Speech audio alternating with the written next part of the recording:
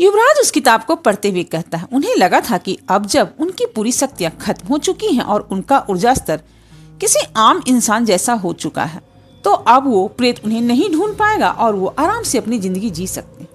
लेकिन वो गलत थे। वो प्रेत उनकी उम्मीद से कहीं ज्यादा ताकतवर था। एक रात उसने उन्हें ढूंढ ही लिया।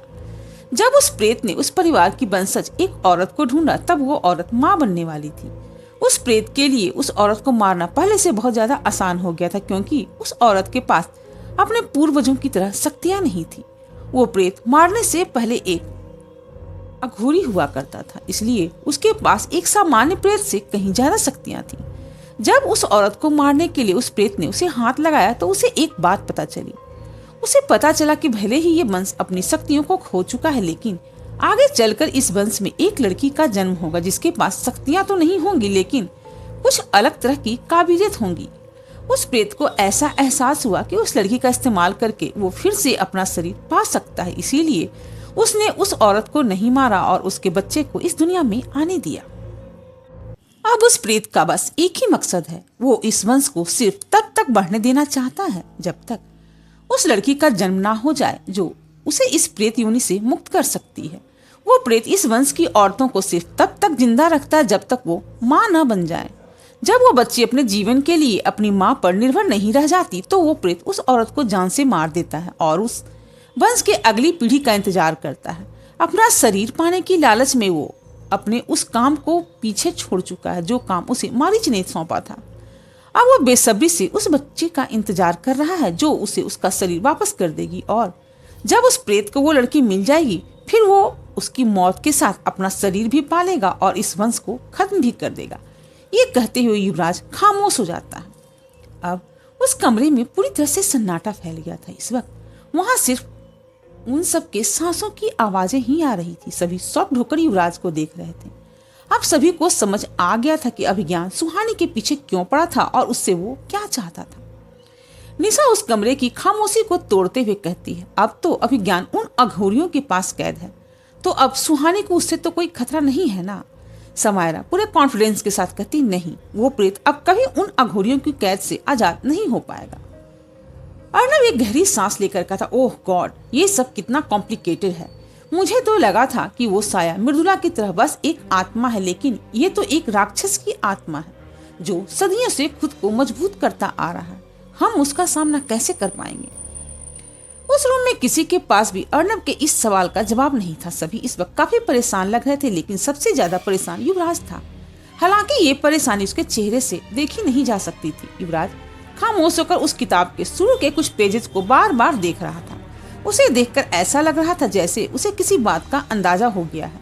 सुहानी युवराज के हाथ से वो किताब लेते हुए कहती, युवराज सर, इसके आगे के कितने पेज मिसिंग हैं? युवराज बिना किसी भाव के कहता है, 5 पेज।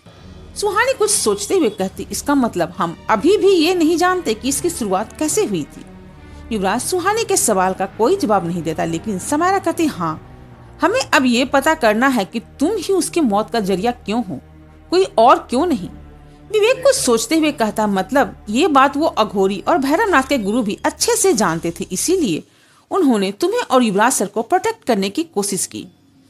निशा विवेक की बात को आगे बढ़ाते हुए कहती है, और शायद उस रात जब हम पर पहली रात मृदुला ने अटैक किया था, तब उनका वहां होना कोई इत्तेफाक नहीं था। वो तुम पर नजर रख रहे थे और जब उस रात तुम्हें कोई बचाने नहीं आया तो वो खुद आए। सुहानी को भी निशा और विवेक की बातें बिल्कुल सही लग रही थी। वो कुछ सोचते हुए कहती, यहाँ तक तो ठीक है, लेकिन मुझे ये बात समझ में नहीं आ रही, उन्होंने मेरी मेमोरी क्यों मिटा दी? मुझे तो मेरी मेमोरी के साथ भी वो प्रोटेक्ट कर सकते थे। इस वक्त मैं सिर्फ 7 साल की थी। आखिर मेरे दिमाग में ऐसा क्या था जिसे मिटाना इतना ज्यादा जरूरी था? ये सुनकर युवराज की नजर सुहानी पर ही जाकर रुक जाती। समायरा वहां दूसरी किताब उठाकर युवराज से कहती है, क्या इसे नहीं पढ़ सकते? युवराज कहता, नहीं, ये काफी पुरानी लिपि है, मुझे इसकी कोई नॉलेज नहीं है, इसे यहीं छोड़ दो। मैं जल्द ही ऐसा कोई इंसान ढूंढ लूंगा जो इसे पढ़ सकता हो। युवराज के कहने पर समायरा वो किताब वहीं छोड़ देती और बाकी के सामानों को ध्यान से देखने लगती है। वो सब काफी देर तक उन सामानों को चेक करते हैं, लेकिन उन्हें कोई भी काम की चीज नहीं मिलती। युवराज अभी भी किसी सोच में डूबा था और वो उन सामानों की तरफ देख भी नहीं रहा था। सुहानी काफी देर से युवराज को नोटिस कर रही थी, लेकिन कुछ कह नहीं रही थी। सारा सामान चेक करके वो सभी वहां से चले जाते हैं। अब रात को सुहानी, निशा, विवेक, अर्नब और समायरा डाइनिंग एरिया में बैठे डिनर कर रहे थे। आज वहां युवराज नहीं आया था। सुहानी के सामने खाना तो रखा हुआ था लेकिन वो कुछ खा नहीं रही थी। उसकी आंखों के सामने बार बार युवराज की परेशान आंखें आ रही थी। अभी तक सुहानी ने युवराज को पूरी तरह से माफ नहीं किया था, इसीलिए वो पूरे हक से युवराज से सवाल नहीं कर पा रही थी। यही सब सोचते हुए सुहानी डाइनिंग टेबल से उठ जाती है। ये देखकर निशा उससे कहती, सुहानी तू कहाँ जा रही है, पहले खाना तो खा ले। सुहानी कहती, मैं रूम में खा लूंगी। ये कहकर सुहानी किचन की तरफ बढ़ जाती है। कुछ ही देर में सुहानी खाने की ट्रे के साथ अपने रूम में आ जाती है। रूम में आते ही उसकी आंखें युवराज को ढूंढने लगती है लेकिन युवराज उसे कहीं नहीं दिखता। सुहानी वो ट्रे रखकर बालकनी की तरफ बढ़ जाती है। वो देखती है कि युवराज खामोशी से शिमला के उन घने जंगल को देख रहा है। सुहानी धीरे धीरे चलते हुए युवराज के पास आ जाती है। युवराज को सुहानी के पास आने का एहसास तो हो जाता है लेकिन वो उसकी तरफ देखता नहीं।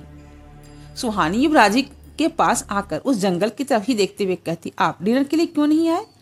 युवराज भी उस जंगल को ही देखते हुए जवाब देता, मुझे भूख नहीं लगी है। वो इस वक्त सुहानी से नजरें नहीं मिलाना चाहता था। उसे डर था कि सुहानी उसकी आंखों को देखकर समझ जाएगी कि वो काफी परेशान है, लेकिन सुहानी ये पहले ही समझ चुकी थी। सुहानी अब युवराज से फॉर्मली ही बातें करती थी, इसीलिए वो युवराज के करीब जाकर उसके दिल की बातें पूछने में झिझक रही थी। इस वक्त उसे बस युवराज की फिक्र थी और उसे परेशान देखकर वो अपना गुस्सा भूल गई थी। सुहानी थोड़ा झिझकते हुए रेलिंग पर रखे युवराज के हाथ पर अपना हाथ रखकर कहती है, आप परेशान लग रहे हैं। युवराज बिना कुछ रिएक्ट किए कहता, नहीं, मैं बस आज जो भी हुआ उसके बारे में सोच रहा हूँ। सुहानी को पता था कि युवराज अभी भी उससे झूठ बोल रहा है। ये जानकर उसे थोड़ा गुस्सा भी आ रहा था लेकिन अभी उसके लिए अपना गुस्सा इम्पोर्टेंट नहीं था। सुहानी युवराज के हाथ में अपना हाथ डालकर उसके कंधे पर अपना सर टिकाते हुए कहती, युवराज सर, क्या आप मुझे इस लायक भी नहीं समझते कि अपने दिल की बातें मुझसे आप शेयर कर ले? मैं साफ देख सकती हूँ कि सिंघानिया मेंशन से बाहर आने के बाद आप बहुत परेशान हैं। सुहानी का यह जेस्चर देखकर युवराज का दिल पिघलने लगता। उसका मन तो कर रहा था कि वो सुहानी से सब कुछ कहकर अपने दिल का बोझ हल्का कर ले, लेकिन वो ऐसा नहीं कर सकता। इसकी दो वजहें थी। पहली ये कि वो जो सोच रहा था उसके लिए वो श्योर नहीं था, और दूसरी वजह ये कि वो जानता था कि सुहानी सच जानकर खुद को हैंडल नहीं कर पाएगी। जब युवराज सुहानी को कोई जवाब नहीं देता तो सुहानी आगे कहती, चलिए ठीक है, अगर आप मुझसे शेयर नहीं करना चाहते तो कोई बात नहीं, आप बस मुझे ये बता दीजिए कि क्या आपका मूड ठीक करने में मैं आपकी कुछ मदद कर सकती हूँ। ये कहकर सुहानी युवराज के कंधे पर अपना चिन्ह रख देती है और उसे देखने लगती है। सुहानी का इतना केयरिंग बिहेवियर देखकर युवराज अब खुद को उसे देखने से रोक नहीं पाता। वो अपना चेहरा सुहानी की तरफ करके उसे बहुत करीब से देखने लगता है। सुहानी का चेहरा अभी भी युवराज के कंधे पर था और वो दोनों बिल्कुल ब्लैंक होकर एक दूसरे को ही देख रहे थे। कुछ देर के लिए वो अपनी सारी परेशानियां भूल गए थे और बस एक दूसरे के साथ होने का सुकून महसूस कर रहे थे। कुछ देर के बाद युवराज सुहानी को अपने और करीब करके अपने सीने से लगा लेता है। सुहानी भी युवराज को कसकर पकड़ लेती है। उन्हें देखकर ऐसा लग रहा था जैसे वो पूरी जिंदगी इसी तरह एक दूसरे की बाहों में गुजार सकते हैं। काफी देर तक इसी तरह रहने के बाद युवराज सुहानी से अलग होता है और उसके फॉरहेड पर एक किस करके कहता, सुहानी आई लव यू। ये सुनकर सुहानी की नजरें झुक जाती और वो कुछ कह नहीं पाती। युवराज उसकी झुकी हुई नजरों को देखते उसके चेहरे पर अपना हाथ रखकर कहता है, क्या मैं तुमसे कुछ मांग सकता हूँ? सुहानी अपनी नजरें उठाकर युवराज को देखती और बड़ी सहजता के साथ कहती, हाँ। युवराज सुहानी की आंखों में देखते हुए कहता, मैंने तुम्हारे साथ जो किया उसके बाद भी तुम मेरी विश पूरी करोगी? सुहानी कुछ नहीं कहती, बस हाँ में अपना सर हिला देती है। ये देखकर युवराज सीरियस हो जाता है और कुछ देर रुक कर आगे कहता है, मैं चाहता हूँ कि अब से तुम्हें तुम्हारे बारे में कुछ भी पता चले तुम मुझे बताओगी, चाहे कोई भी बात हो। तुम कभी ये नहीं सोचकर रुकोगी कि तुम्हारे बारे में वो बात जानकर मैं क्या सोचूंगा। तुम एक बात सबसे पहले मुझे बताओगी। सुहानी युवराज की बातों को बड़े ध्यान से सुनती और सरलता के साथ कहती, ठीक है, और कुछ? सुहानी की इतनी आसानी से मान जाने पर युवराज के चेहरे पर हल्की स्माइल आ जाती है और वो कहता है, हाँ एक बात और। सुहानी मासूमियत के साथ कहती है, क्या? युवराज सुहानी का चेहरा अपने दोनों हाथों में लेकर कहता है, मैं तुम्हें ये बताना चाहता हूँ कि मैं तुमसे बहुत प्यार करता हूँ और मैं नहीं जानता कि तुम कौन हो और यहाँ किस मकसद से हो, लेकिन मैं अपनी आखिरी सांस तक सिर्फ तुमसे प्यार करूंगा और उसके बाद भी। ये कहते हुए युवराज की आंखें नम हो जाती हैं। युवराज की बातें सुनकर सुहानी भी भीगी पलकों के साथ उसे फिर से कसकर हक कर लेती है। उन दोनों की आंखें अब एक दूसरे को अपने साथ महसूस करते हुए बंद हो गई थी। कुछ देर के बाद सुहानी कहती, मैं आपकी बात मान तो रही हूँ, लेकिन इसके बदले मुझे भी कुछ चाहिए। युवराज अपनी आंखें बंद किए हुए धीरे से कहता, क्या?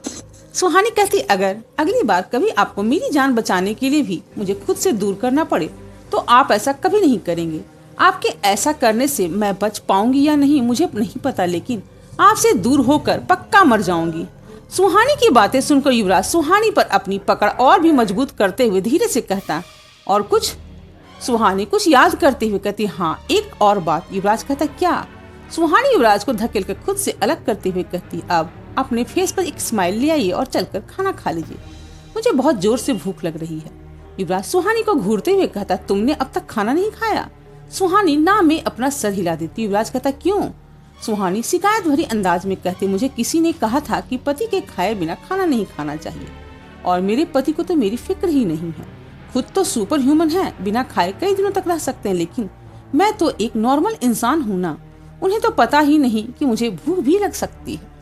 सुहानी को बिल्कुल बीवी की तरह रिएक्ट करते देख युवराज को हंसी आ जाती और वो सुहानी के सर पर धीरे से मारते हुए कहता, डफर। सुहानी अपना मुंह बनाकर अपना सर हिलाने लगती है। युवराज सुहानी को अपनी गोद में उठा लेता और उसे काउच पर बिठा देता है। इसके बाद वो दोनों एक साथ डिनर करने लगते हैं। आधी रात हो चुकी थी। विशिंग वेल के आसपास बिल्कुल अंधेरा और सन्नाटा था। दूर दूर तक वहां कोई इंसान तो क्या, कोई जानवर भी नजर नहीं आ रहा था। तभी वहां कहीं से सफेद धुआं आ जाता और अगले ही पल वहां माया खड़ी होती। माया विशिंग वेल की तरफ अपना सर झुकाए हुए खड़ी थी। ऐसा लग रहा था कि वो उसे इज्जत दे रही हो, जो अब विशिंग वेल से बाहर आने वाला है। कुछ ही देर में विशिंग वेल से वो काला साया बाहर आने लगता है। उस साये को देखकर माया अपने घुटनों में बैठकर उसे सम्मान देती है। पूरी तरह बाहर आने के बाद उस साये से आदमी की एक भयानक आवाज सुनाई देती है, मैंने उस परिवार को खत्म करने के लिए दुनिया के सबसे खतरनाक प्रेतों को ये काम सौंपा था, फिर वो अब तक जिंदा कैसे हैं? उस आवाज में गुस्सा साफ झलक रहा था। माया फिर से खड़े होकर अपनी नजर झुकाए हुए कहती है, वो प्रेत उस लड़की का इंतजार कर रहा था। ये कहकर माया उस साये को सुहानी के बारे में बताने लगती है। अपनी बात पूरी करके माया आगे कहती है, वो लड़की जिन लोगों के साथ है वो कोई आम इंसान नहीं है। उन्होंने उस प्रेत को कैद करके यहाँ से दूर भेज दिया है। वो साया को जवाब देते हुए डर से माया की आवाज कांप रही थी। वो साया अभी भी कुछ नहीं कह रहा था। उसकी खामोशी माया का डर बढ़ा रही थी। माया डर से हकलाते हुए कहती है, आप फिक्र मत कीजिए, वो प्रेत उस लड़की को नहीं मार पाया तो क्या हुआ, ये काम अब मैं करूंगी। माया के ऐसा कहते ही उस साये से गुर्राती हुई आवाज आती, नहीं अब ऐसा नहीं होगा। उस साये का गुस्सा देखकर माया ऊपर से नीचे तक कांपने लगती है। वो डरते हुए आगे कहते थे, तो हम उसे नहीं मारेंगे। वो साया कहता है, उस प्रेत ने अपनी लालच में हमारा काम आसान कर दिया। अब मैं उस लड़की को मारना नहीं चाहता, अब मुझे वो जिंदा चाहिए। माया बड़ी हिम्मत करके कहती, वो आपको जिंदा चाहिए? वो साये से कुर्राती हुई आवाज आती, हाँ, क्योंकि वही एक जरिया है जिससे मैं उस लड़के को मार सकता हूँ, जिसके हाथों मेरी मौत लिखी है। उस साये की बात को सुनकर माया दंग रह जाती है। अब तक उसे जो बात पता थी वो ये थी कि अब युवराज को कोई भी शक्ति नहीं मार सकती। उसे समझ नहीं आ रहा था कि वो साया आखिर कहना क्या चाहता है। माया फिर से हिम्मत करके कहती कि क्या अब भी युवराज को मारा जा सकता है? मुझे तो लगता था कि उसकी माँ। माया इतना ही कह पाई थी, तभी उस साये से गुस्से से भरी आवाज सुनाई देती, हाँ, उसकी माँ ने अपनी शक्तियों की कुर्बानी देकर उस पर एक कवच बना दिया है, जिससे अब उसे कोई भी नहीं मार सकता। लेकिन वो लड़की जिस तरह से उसकी शक्तियों को नियंत्रित कर पाती है, उसी तरह उसके कवच को भी कमजोर कर सकती है। माया आगे कहती, लेकिन क्या वो हमारी मदद करेगी, वो लड़की और युवराज? वो साया फिर से माया की बात बीच में काटते हुए कहता है, उसे हमारी मदद करनी ही होगी, बस उसको मुझ तक पहुंचने की देरी है। माया एक गहरी सांस लेकर कहती, मैं उसको अपने साथ आपके पास लेकर आऊंगी। वो साया कहता, तुम्हें ये करने की जरूरत नहीं। माया क्यूरियस होकर कहती, मैं नहीं तो और कौन? उस साये से आवाज आती है, अब मेरे सभी रक्षकों को जागृत करने का वक्त आ गया। ये कहकर वो साया हवा में उड़ते हुए तेजी से वहां से चला जाता है। माया हैरान होकर उसे जाते हुए बस देखती रह जाती है। दूसरी तरफ कैलाश पर्वत की एक बर्फीली गुफा में एक योगी एक बड़े से पत्थर पर ध्यान मुद्रा में बैठे थे। कपड़े के नाम पर उन्होंने सिर्फ एक सफेद धोती पहन रखी थी। उनके बाल और दाढ़ी पूरी तरह से सफेद हो चुके थे। उनके चेहरे पर एक असीम शांति थी और उनके चेहरे का तेज किसी नॉर्मल इंसान से कई गुना ज्यादा था। वो योगी और कोई नहीं बल्कि भैरवनाथ के गुरु थे। कुछ देर के बाद वो धीरे से अपनी आंखें खोलते हैं। आंखें खोलते ही उनकी नजर अपने एक शिष्य पर जाती है जो उन्हीं की तरह काफी उम्र के हो चुके थे। उनके शिष्य एकटक अपने गुरु को देख रहे थे। भैरवनाथ के गुरु अपने शिष्य की आंखों में कई सवाल देखकर उनसे कहते हैं, क्या हुआ, तुम परेशान लग रहे हो। वो शिष्य अपना हाथ जोड़कर अपने गुरु से कहते हैं, गुरुदेव आप और कब तक इंतजार करेंगे। अब खतरा उनकी तरफ तेजी से बढ़ता जा रहा है, उन्हें आपकी जरूरत पड़ेगी। अपने शिष्य की बात सुनकर भी भैरवनाथ के गुरु के चेहरे पर एक भी सिकन नहीं आता। वो बिल्कुल शांत भाव से कहते हैं, अभी नहीं, अभी वो सामने आने वाली हर समस्या का सामना करने में सक्षम है और सबसे जरूरी बात, उनकी रक्षा पद्मिनी कर रही है।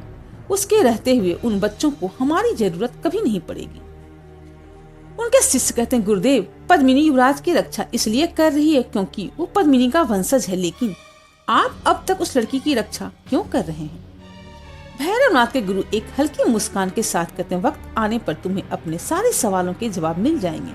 अभी के लिए बस इतना जान लो कि मैं बस अपने गुरु के आदेश का पालन कर रहा हूँ। वो चाहते थे कि मैं उस लड़की की रक्षा करूं। उनके शिष्य कुछ सोचते हुए कहते, आप उन्हें सच क्यों नहीं बता देते, हो सकता है सच जानने के बाद उनकी लड़ाई थोड़ी आसान हो जाए। भैरवनाथ के गुरु कहते हैं, सच का पता उन्हें खुद ही लगाना होगा, अभी हम बस इंतजार कर सकते हैं। उनके शिष्य उत्सुकता के साथ कहते हैं, किसका इंतजार। भैरवनाथ के गुरु अपने शिष्य के इस सवाल का जवाब नहीं देते और फिर से अपनी आंखें बंद करके ध्यान में लग जाते हैं। सुबह के 5 बज चुके थे। सुहानी युवराज की बाहों में आराम से सो रही थी। तभी युवराज की नींद खुलती है। आंखें खोलते उसकी नजर सुहानी के मासूम चेहरे पर जाती है। सुहानी को देखते युवराज के चेहरे पर एक स्माइल आ जाती है और उसे याद आता है कि कल रात सुहानी ने उसका मूड ठीक करने के लिए अपनी सारी नाराजगी पीछे छोड़कर उसे कितना अच्छा फील कराया था। उस देर सुहानी को इसी तरह से देखने के बाद युवराज उसके माथे पर एक किस कर देता और फिर बेड से उठकर वॉशरूम की तरफ चला जाता है। दिन चढ़ गया था।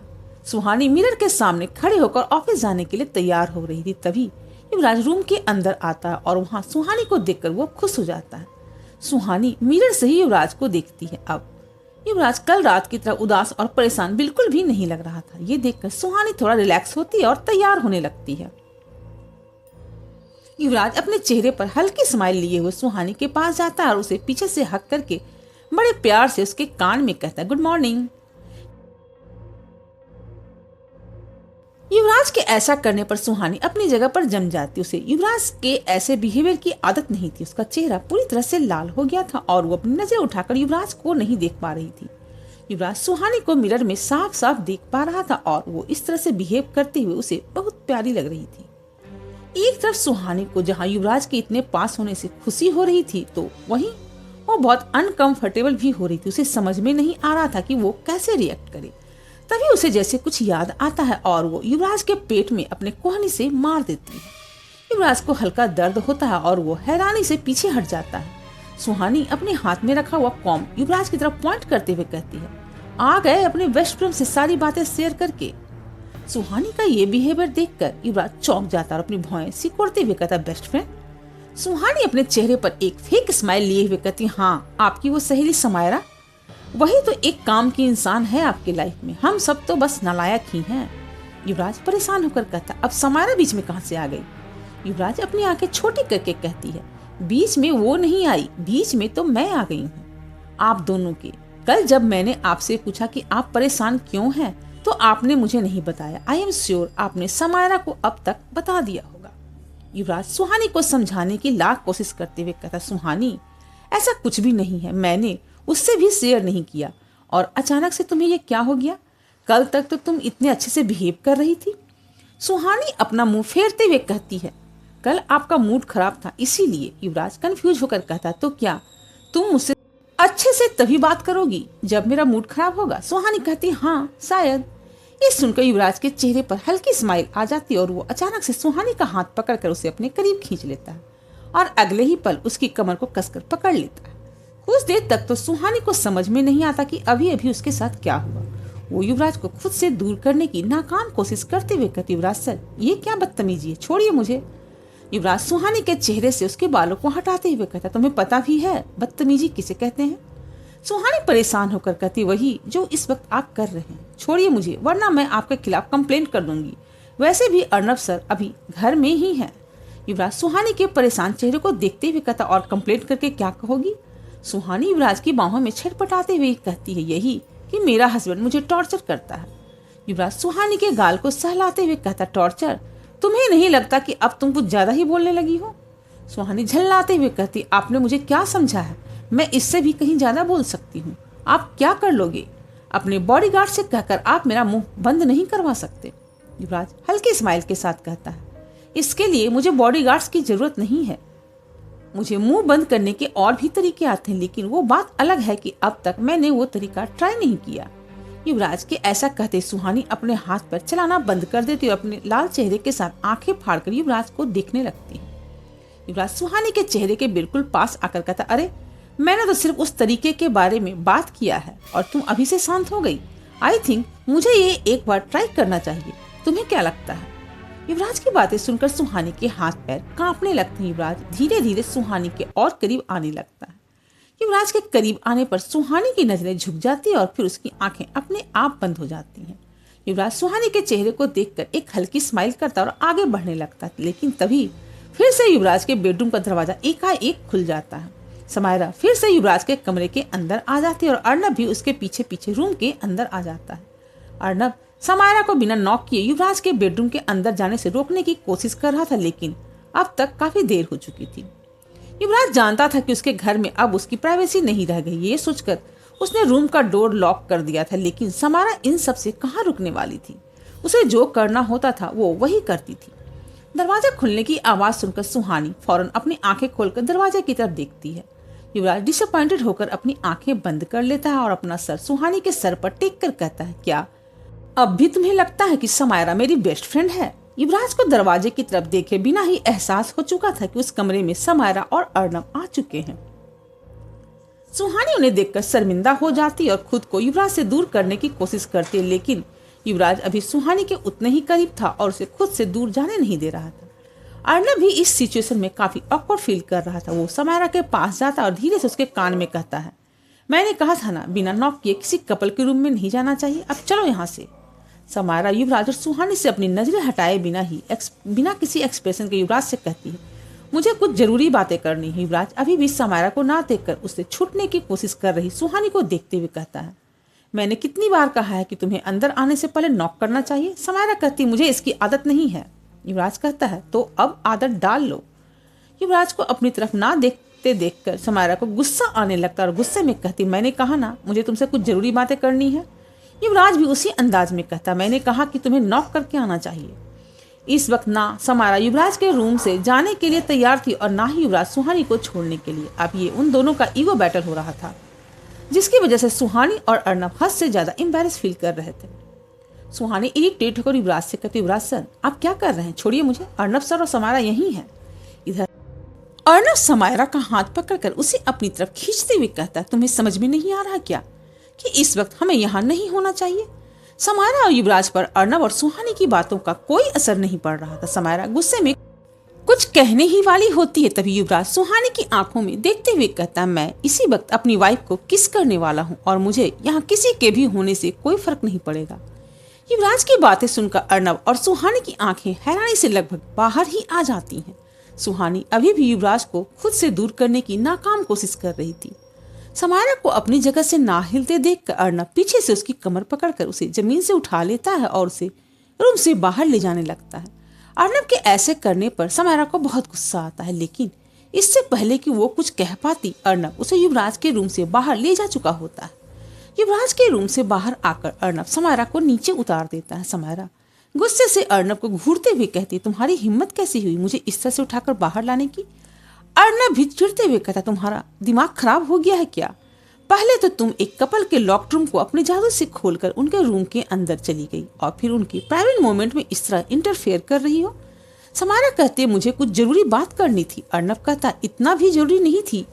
कि तुम इस तरह किसी के रूम में चली जाओ। अगर तुम्हारी लाइफ में रोमांस नहीं है तो दूसरे के मोमेंट तो स्पॉइल मत करो। समायरा अपनी अकड़ में कहती, मैंने ऐसा कुछ भी नहीं किया। अर्नब अपना सर पकड़ कर कहता, ओह गॉड, मैं इस लड़की को कैसे समझाऊं। ये कहकर अर्नब उसके बेहद पास जाता है और उसके गाल पर एक किस कर देता है। अर्नब के ऐसा करने पर समायरा हैरान रह जाती और अनजाने में ही उसकी नजरें फौरन आस पास जाने लगती है। वो देख रही थी कि कहीं किसी ने ये सब देख तो नहीं लिया। अर्नब समायरा को अब ताना मारते हुए कहता है, अब समझ में आया कि किसी के पर्सनल मोमेंट में बीच में क्यों नहीं जाना चाहिए, उन्हें भी इतना ही ऑकवर्ड लगता है। ये कहकर अर्नब वहां से चला जाता है। समायरा किसी मूर्ति की तरह वहीं पर खड़ी रह जाती है। अर्नब के किस करने पर उसे फिर से एक अजीब सी फीलिंग हो रही थी और उसका दिल अपनी पूरी रफ्तार से भाग रहा था। समायरा अनजाने में ही अपने एक हाथ से अपने दूसरे हाथ को रब करने लगती है। तभी उसे एहसास होता है कि उसकी बॉडी पर गूज़बम्स आ रहे हैं। समायरा अपना सर झटक कर उन ख्यालों को अपने दिमाग से निकालती और फौरन वहां से चली जाती है। इधर अर्नब और समायरा के जाने के बाद सुहानी युवराज को जोर से धक्का दे देती है और युवराज सुहानी से अलग हो जाता है। सुहानी गुस्से में युवराज से कहती, युवराज सर, ये क्या तरीका है? अर्नब सर और समायरा हमारे बारे में क्या सोच रहे होंगे? युवराज रिलैक्स होकर कहता, आई डोंट केयर, बट अब समायरा कभी इस तरह से हमारे रूम में दोबारा नहीं आएगी। ये कहकर युवराज सुहानी के पास जाता है और उसके गाल पर एक किस करके वॉशरूम के अंदर चला जाता है। युवराज डेफिनेटली सुहानी को अर्नब और समायरा के सामने किस नहीं करने वाला था, लेकिन वो समायरा को ये जताना चाहता था कि वो ऐसे कभी भी उसके लॉक्ड रूम के अंदर नहीं आ सकती और शायद वो उसे ये समझाने में कामयाब भी रहा। युवराज के जाने के बाद सुहानी कंफ्यूज होकर खुद से कहती है, क्या युवराज सर ने ऐसा सिर्फ इसलिए किया ताकि वो समायरा को। आगे के एपिसोड्स और भी मिस्टीरियस और सस्पेंसफुल होने वाली हैं, तो इसके लिए मेरे चैनल को सब्सक्राइब जरूर कीजिए और बेल आइकन दबाना ना भूलें, जिससे कि मेरे नए एपिसोड डालते ही सबसे पहले आपके पास नोटिफिकेशन पहुंच सके। और कमेंट करके बताएं कि मेरी कहानियों को आप कहां से देख रहे हैं। Thanks for watching.